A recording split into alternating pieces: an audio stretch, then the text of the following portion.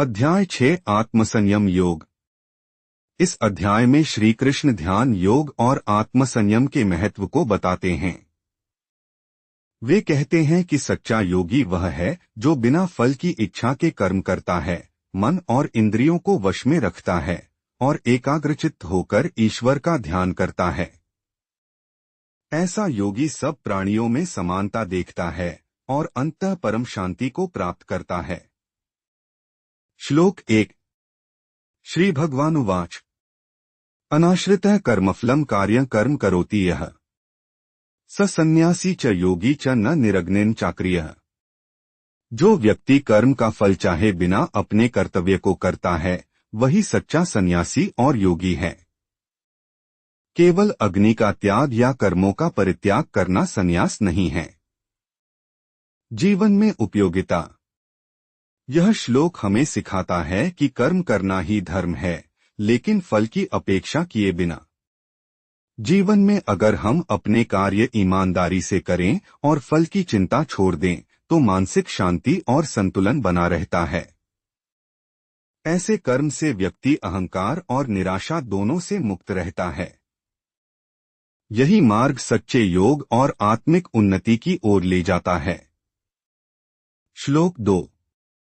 यह संन्यासमिति प्राहुर्योगन्तं विद्धि पांडव न ह्यसन्न्यस्त संकल्पो योगी भवति कश्चन। हे पांडव, जिसे लोग संन्यास कहते हैं वही योग है। जब तक मनुष्य इच्छाओं का त्याग नहीं करता, तब तक वह सच्चा योगी नहीं बन सकता। जीवन में उपयोगिता। यह श्लोक हमें बताता है कि योग केवल शारीरिक अभ्यास नहीं, बल्कि मानसिक इच्छाओं का नियंत्रण भी है। जब तक मन अनेक प्रकार की इच्छाओं में उलझा है, तब तक वह परमात्मा की ओर अग्रसर नहीं हो सकता। जीवन में यदि हमें सच्चा आत्मिक सुख चाहिए, तो हमें कामनाओं का त्याग करना सीखना होगा। श्लोक 3। आरुरुक्षोर्मुनिर्योगं कर्म कारण मुच्यते योगारूढ़स्य तस्यैव शमः कारण मुच्यते। जो व्यक्ति योग की ओर बढ़ना चाहता है, उसके लिए कर्म ही साधन है। लेकिन जो योग में स्थित हो चुका है, उसके लिए मन का शमन ही मुख्य कारण है। जीवन में उपयोगिता।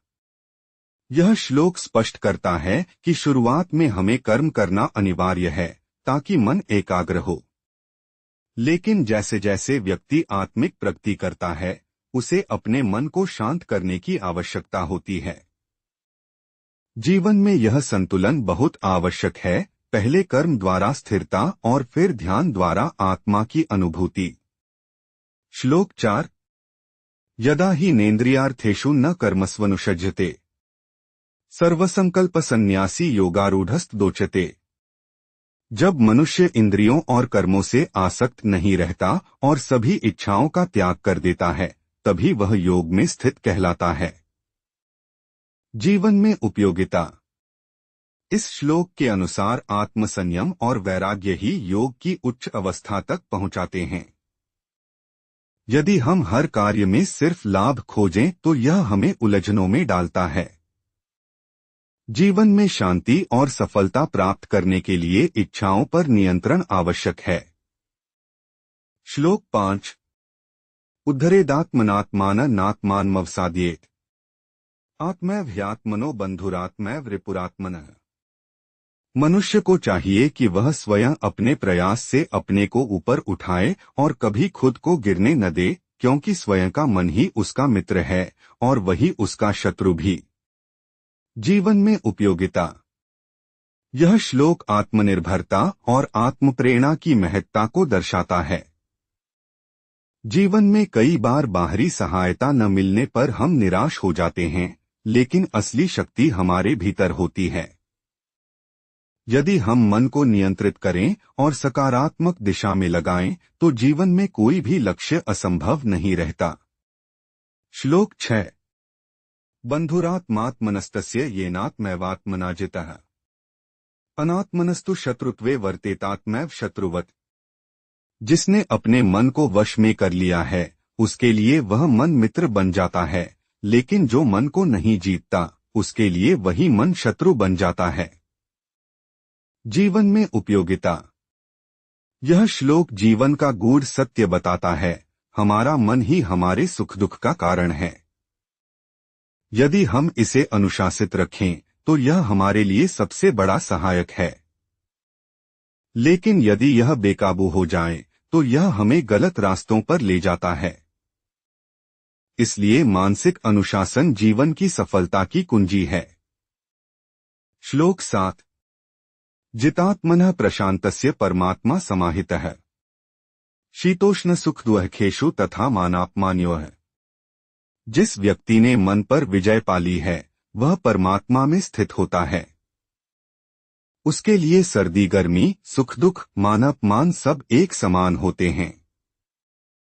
जीवन में उपयोगिता। यह श्लोक सिखाता है कि सच्चा योगी परिस्थितियों से प्रभावित नहीं होता।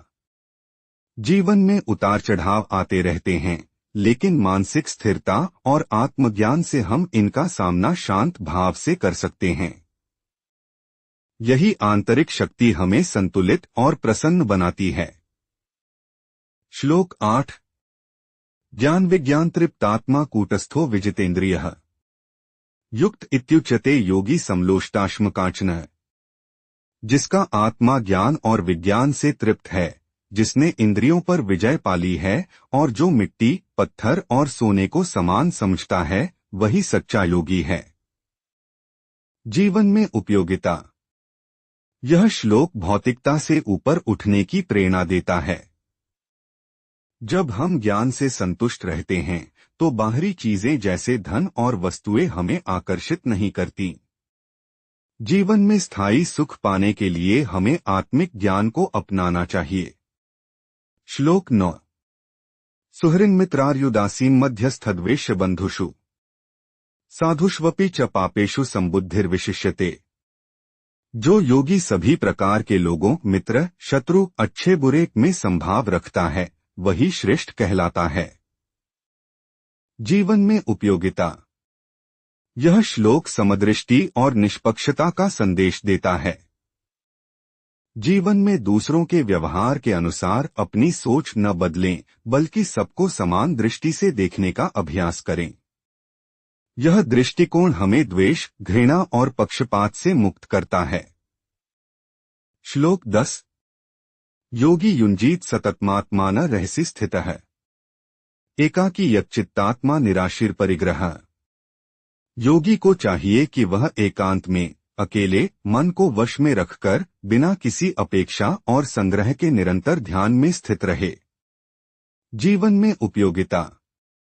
यह श्लोक ध्यान और एकांत साधना की महत्ता बताता है। जीवन की आपाधापी में शांति पाने के लिए एकांत में बैठकर आत्मचिंतन जरूरी है।